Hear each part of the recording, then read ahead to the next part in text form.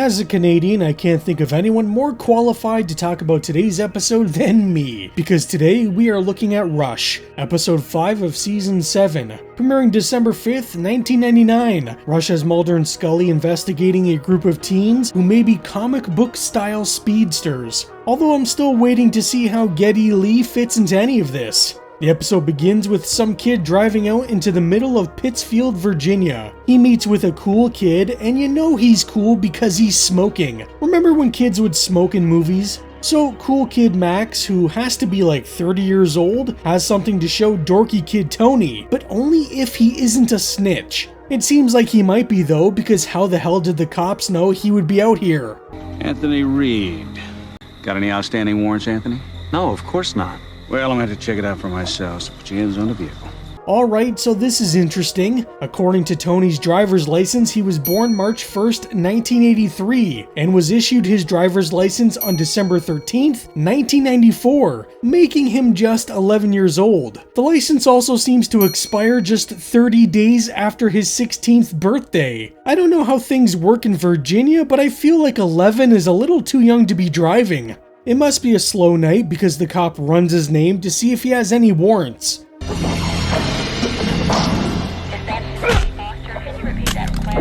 Well, that was weird. Tony should probably go check it out and get his fingerprints all over the murder weapon. If he didn't have any warrants before, he might have one now considering the cop's head is caved in. Unfortunately for Scully, Mulder has called her down so they can look into this case. Mulder tells Scully that Tony claimed the cop was beaten to death by some invisible man. You don't think it's the Mothman again, do you? Also, Tony had his back to the cop when he was attacked, so how can he even make the claims of an invisible attacker? Anywho, it's not like the cop was hit so hard that his glasses went straight through the back of his head. Ooh, oh god. Scully seems to think that Tony did this either because he was on drugs or because of adrenaline. Scully, I don't think there's enough drugs in the world to allow a teen boy to cave in a grown man's face. The sheriff comes in because he feels they already have the killer and don't need the help of FBI.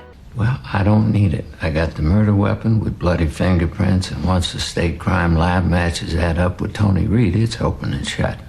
I told him not to touch the flashlight.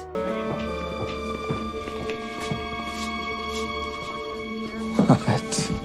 Mulder, I think she's a little young for you. The agents speak with Tony, who isn't really in the mood for talking. Though when asked if he was the only one there, he goes silent. Do you think maybe Max had something to do with this? He did say there was something he wanted to show him. Mulder believes that Tony isn't lying and that it was some kind of force that killed the cop. Like a poltergeist, for example. They're here. They may be. Is it just me or is Scully fixing Mulder's tie here? Anyways, at Bayside High, Max wanders in casually late for his midterm. Honestly though, he looks like he should be teaching the class. Max quickly takes his exam in under a minute, and would you look at that, he got them all right. Wow, Max sure is smart and definitely not shady. Mulder and Scully show up to speak to his girlfriend, Chastity Rains, which honestly sounds like the name of a stripper. Also, relax Mulder, she's in high school. They ask Chastity why she was speaking to Tony, but before she can get anything out, Max cuts her off like, unless they got a warrant, you don't have to say nothing. Also, it turns out Max is the sheriff's son, and we all know how Mulder likes to deal with sheriff's sons. Oh, you're good. We're done here. Come on, babe. You must have been a Betty back in the day. Now, a Betty is a slang term meaning a hot, cute, or attractive girl. However, as someone who grew up in the 90s, this is the only time I can recall ever hearing this word being used. Also, what's hilarious is this high schooler acting like Scully was hot back in the day, despite the actor being only about 2 years younger than her. I love how this episode treats Mulder and Scully like they're approximately 147 years old. Mulder and Scully get called down to the sheriff's station because the murder weapon has suddenly disappeared. Of course, Mulder spots something strange on the tape, some kind of a blur or flash, if you will. Or I guess it could be Howard Graves from Season 1 Shadows again. In the meantime, Tony's mom is giving him shit for hanging around with the wrong crowd. The whole time the scene is playing though, I'm sitting here trying to figure out just what the hell her accent is. You think it's my dream to work two jobs? I'm doing it for you, Tony. Tony hears a noise at the window, and when he checks it out, it's his good buddy Max. Tony should probably listen to his mom. I mean, there's a reason why Max is still in high school at almost 30 years old. The two teens, I guess, go for a little joyride in a stolen car. Max somehow vanishes from the car, and Tony is somehow pulled out before it can smash into a pole. Sounds like a fairly average Friday night to me. Mulder sends the photo of the streak to his buddy Chuck, but I like how he gets out of the way so Mulder can sit in his chair. Like, who the hell do you think you are, Chuck, sitting in King Mulder's throne? Especially since ghosts don't go around leaving synthetic polymers in their wake. That's what the gunk on the floor turned out to be. Mulder found some gunk earlier at the sheriff's station where the murder weapon was being stored, but sadly he didn't taste it, and I am very disappointed. Yeah, maybe Skag can give us a clearer picture. How dare you call Scully a skag? Skag? Spectrographic color attribute generator. Oh, my mistake. Chuck runs the image through Microsoft Paint, and Mulder somehow knows exactly what it is. Back at Bayside High, Tony tells Chastity that he's starting to have second thoughts about his involvement with Max. However, as she points out, it's a little too late for second thoughts. Their teacher, Mr. What's-His-Face, who to me looks like the middle-aged version of Caillou, hands everyone the results of their midterms. For some reason, he's failed Max, despite the fact he did it right in front of him and got every question correct. I had lots of vindictive teachers like this in school too. It's like they took it personally when you did well. Meanwhile, in an alternate version of Sam Raimi's Spider-Man, Mr. Teacher Man himself has a little tumble with his food. Instead of helping him, Max decides to bloody his nose.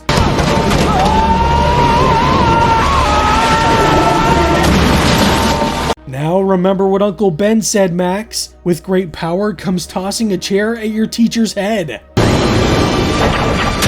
Mulder and Scully arrive on the scene, because who better to investigate a murder involving sentient furniture? What's crazy is how they still allow children to stand at the door of the cafeteria and watch as they pry a chair off their dead teacher's crushed head. Mulder believes Max is involved because his teacher failed him on his midterm. However, before handing the exams back, the teacher made it seem like many students failed, so I don't see how that gives one specific student a motive and not the others.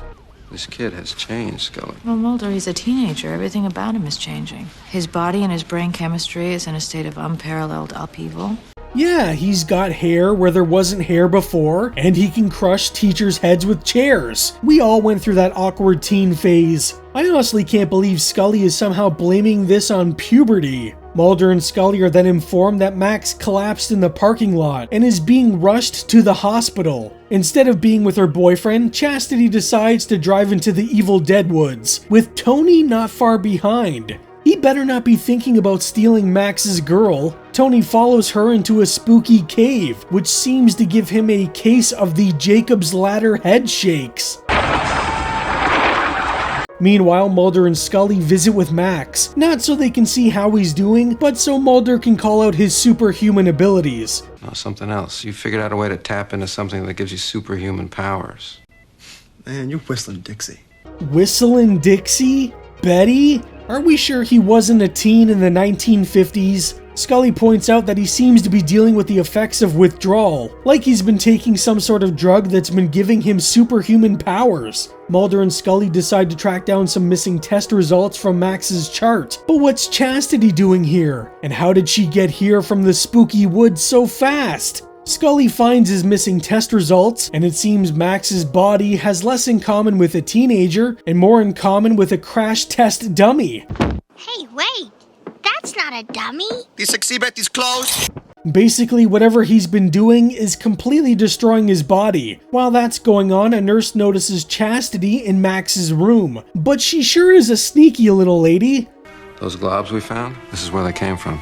Speed, Scully. Somehow Max Harden has found a way to move faster than the eye can see. It's called the Speed Force, Mulder. He harnessed the Speed Force. Mulder starts teaching Scully all about physics, and then points out this is the reason why Max's body is falling apart. The nurse then pops in because Max is missing. For some reason, Chastity brought Max back to the woods so he could regain his power, but at the same time she's begging him not to? So why did she bring him back out there then? Even though Max's body is on the brink of complete shutdown, he just can't turn down a good high. Tony pops up and it seems like he might be trying to steal Max's girl. I have a feeling she was the reason he joined up with Max to begin with. The sheriff gets home from a long day of defending his murderous son. He's got an interesting room to say the least, and more pairs of shoes than I've probably owned in my lifetime. Oh, what's this? The missing murder weapon? What could this be doing in Max's room? Do you think the sheriff still tries to cover for him? Doubtful, since it seems his son is about to kill him. I'm not afraid of you anymore. Oh, look at this. We've got ourselves a speedster showdown. Also, I would hope Max isn't afraid of his father, considering he is 30 years old. I'm not sure why Tony decided to bring a gun. Those things generally aren't the best weapons when dealing with people who can run really fast. Well, most of the time. The sheriff is rushed to the hospital so Mulder and Scully can walk down this hallway for what seems like the 75th time, and so we can see David's mark on the ground for where he's supposed to stop. Mulder believes someone stopped Max from killing his father, but that's so dumb. You're telling me there are two people that can run really fast? Oh yeah, I forgot. The agents believe Tony stood up to Max, and whatever is causing all of this is located in the woods. Hurry! I'll catch up! Oh, what the hell, Tony? This isn't a 1980s slasher movie. Tony limps his way into the cave and finds Chastity laid out and a very angry Max. Hey, I wonder if that gun will come into play.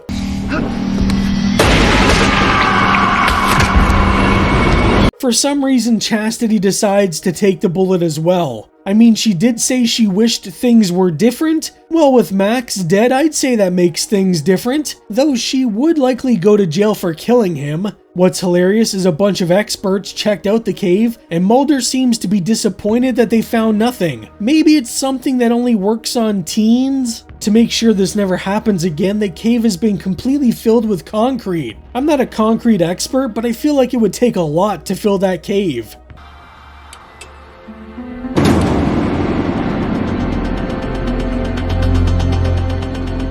I don't know if anyone caught that, but the episode literally ends with a little nod to the $6 million man.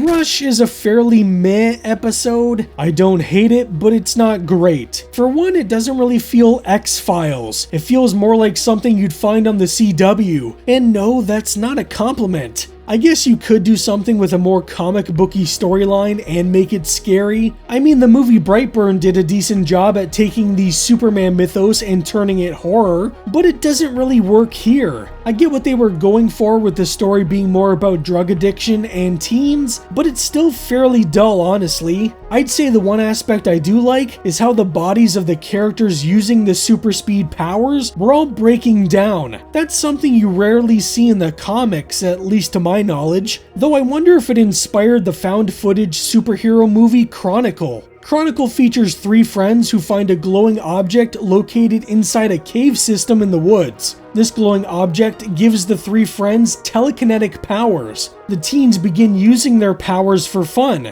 until eventually one turns down a darker path and becomes more violent. I don't know about you, but that sounds a lot like Rush. Behind the scenes, Rush actually had one of the longer development periods of Season 7. According to Chris Carter, the basic idea had been kicking around as far back as Season 6. Carter admitted the tricky part was the teen angle. The X-Files hadn't really dealt with teenage angst in quite a while, but every other show on TV was doing it, so they felt like it was something they should revisit. Writer David Amon said the story evolved beyond just teens with powers. The paranormal hook became tied to the impatience and recklessness of youth, which in this episode is basically teenage boredom mixed with drug addiction. Frank Spotnitz said the emotional core was really about wanting to belong. Max wants in with the cool crowd, though I think he was wanting something more than to just belong, if you catch my drift. Casting the episode turned out to be surprisingly difficult. Casting director Rick Milliken said they weren't looking for the standard 90210 pretty boy types. Milliken also noted that most of the really good young actors were already employed, so they had to find people who were between jobs, which kind of reads like a subtle jab at the actors they did hire.